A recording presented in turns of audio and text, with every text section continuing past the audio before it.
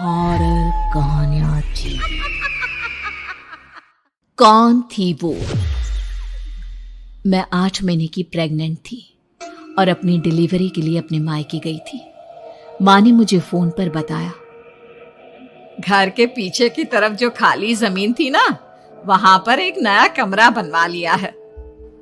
इतने सालों के बाद जैसे ही अपने घर में कदम रखा, कुछ अलग सा लगा। माँ, ये घर के पीछे की तरफ नया कमरा बनवाने की क्या जरूरत थी? अरे बेटा, घर के पीछे दूर दूर तक खाली जमीन है।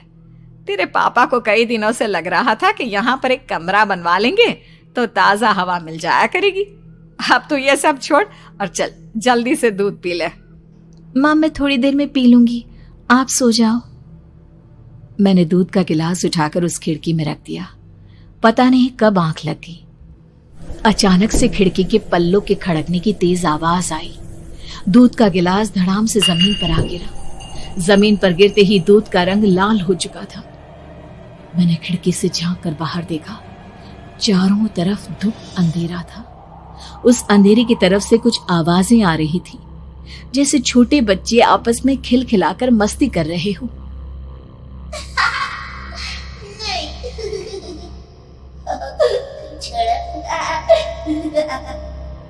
इतनी रात को इतने घनघोर अंधेरे में बच्चों की आवाज कैसे आ रही है? घड़ी में वक्त देखा तो ठीक 12 बजे थे। देखकर मैं सन्न रह गई। बुरी आत्माओं और भूतों की कई कहानियां मैं सुन चुकी थी। वक्त भी कुछ ऐसा ही था। ऊपर से मैं प्रेग्नेंट। सुना था कि ऐसे वक्त में अक्सर बुरी आत्माएं औरतों का पीछा करती है, तो क्या मेरे पीछे भी? पसीने से तरबतर बड़ी मुश्किल से, जैसे कांपते हाथों से मैंने उस खिड़की को बंद किया। जल्दी से जल्दी उस कमरे से बाहर निकलकर माँ के पास जाने के बारे में सोचा, लेकिन जैसे ही दरवाजे की तरफ पलटी, लगा कोई साया हवा की स्पीड से दरवाजे के सामने से गुजर गया। मेरे गले में अटक कर रह गई। मैं जोर से चीख कर माँ को बुलाना चाहती थी, लेकिन वो आवाज खुद मेरे कानों तक नहीं पहुंच पा रही थी। तो माँ तक कैसे पहुंचती? खिड़की के पल्ले एक बार फिर तेज हवा के झोंके से धड़ाम करके खुल गया और पूरी ताकत से मैं चीख पड़ी। जानती थी मेरी चीख की आवाज सुनकर कुछ ही सेकंड में माँ वहां पहुंच जाएगी, लेकिन ऐसा कुछ हुआ ही नहीं। मेरा कलेजा डर के मारे फटा जा रहा था। आखिर माँ ने मेरी आवाज क्यों नहीं सुनी? इतनी गहरी नींद में तो माँ कभी नहीं सोती। ठीक पीछे खुली हुई वो खिड़की। मुझ में इतनी ताकत नहीं बची थी कि मैं पलटकर उस तरफ देख भी सकूं। हवा का एक सनसनाता हुआ झोंका उसी वक्त मेरे कानों से आकर टकराया। लगा जैसे किसी ने दबी हुई आवाज में धीरे से मुझसे कहा, चली जाओ यहाँ से। मैंने दोनों हाथ अपने कानों पर रख लिए और एक बार फिर ताकत लगाकर जोर से चीखने की कोशिश की। माँ! पापा!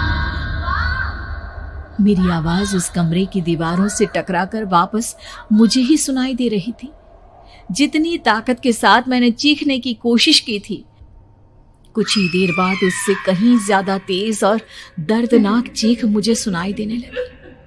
कि आवाज ठीक मेरे पीछे खिड़की से आ रही थी। वो आवाज मेरे कानों में पिघलते हुए लोहे की तरह गिर रही थी। उन आवाजों में हैवानियत थी।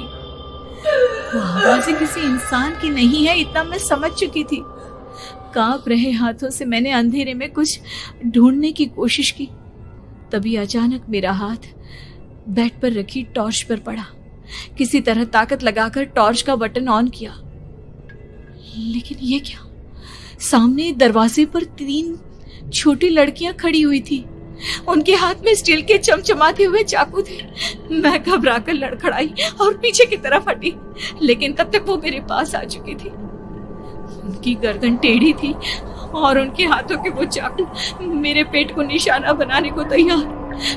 मैं जोर से चीखी, नहीं, छोड़ दो मेरे बच्चे को, मत मारो, मत मारो, छोड़ दो मेरे बच्चे को। सोनाली, क्या हुआ बेटा? तू इतनी डरी हुई क्यों है? उठ बेटा, क्या हुआ? हड़बड़ाकर मैंने अपनी आंखें खोली। देखा तो दिन निकल आया था। माँ मुझे जगा रही थी। मेरा चेहरा पूरा पसीने से लथपथ था। क्या हुआ बेटा, तुमने कोई बुरा सपना देखा क्या? मैं अभी तक अपने पूरे होश में नहीं थी। वो मेरे बच्चे को मार देगी माँ। वो लड़की मेरे बच्चे को।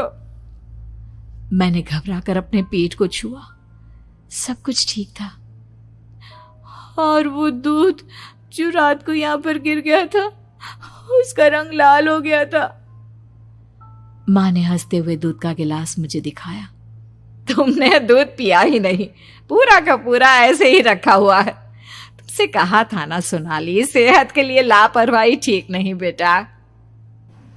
लेकिन मैंने तो सब कुछ अपनी खुली आंखों से देखा था। ये सपना कैसे हो सकता है?